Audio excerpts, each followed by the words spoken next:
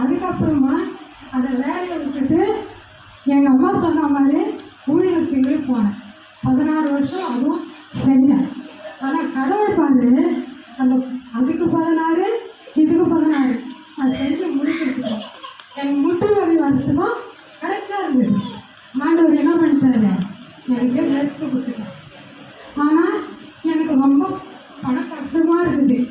ஆனால் இப்போ நான் முந்தின நாள் நைட்டு யோசிக்கிறேன், ஏன் நம்ம இப்படியே உட்காந்துன்னு கஷ்டப்படணும், நம்ம மறுபடியும் நம்ம ஊருக்கு போயிடுவோம், எங்கேயும் போக வேணாம் அப்படின்னு ஒரு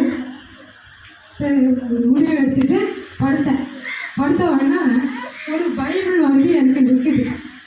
அப்போ பார்த்தேன், சரி நம்மளை மறுபடியும் ஊழியத்துக்கு போக சொல்கிறேன் கடவுள், இதிலிருந்து நம்ம ஊழியத்துக்கு போகணும்.